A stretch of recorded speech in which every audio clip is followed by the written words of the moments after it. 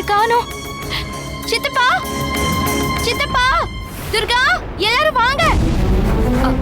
சித்தப்பா, கௌரி கௌரி எல்லாரும் வாங்க. என்னாச்சு கௌரி? என்ன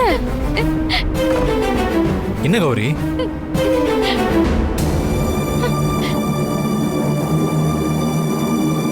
என்னாச்சு கௌரி?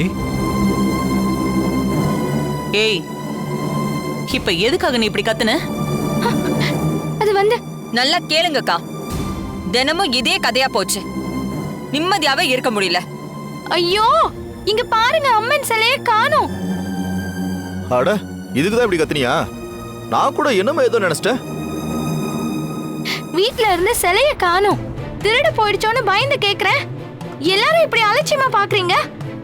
ஏய், அம்மன் சிலைய யாரும் திருடல, கோயிலுக்கு தான் எடுத்துட்டு போயிருக்காங்க. ஆமா கௌரி, இன்னைக்கு 4 நாள் இல்லையா? அதான் பிரம்ம முகூர்த்தத்திலேயே பூசாரி ஊருக்காரங்கன்னு எல்லாரும் வந்து சாமிய கோவிலுக்கு கொண்டு போயிட்டாங்க.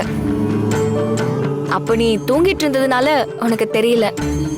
இன்னைக்கு நாளா இருந்தாலும் பொழுது இறங்குற சாயந்தர நேரத்துல தான் அம்மனை கோவிலுக்கு கொண்டு போகணும்.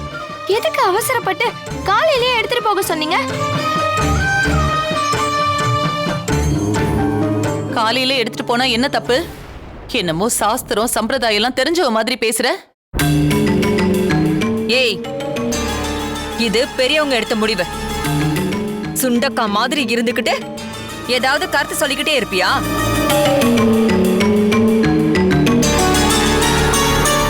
அம்மா விடுங்க, சின்ன பொண்ணு ஏதோ தெரியாம சொல்லிட்டு இருக்கா. சித்தப்பா, சின்ன பொண்ணுன்னு நான் சொல்றத சாதாரணமா எடுத்துக்காதீங்க. ஏதோ தப்பா படுது, மனசுக்கு உறுத்தலா இருக்கு.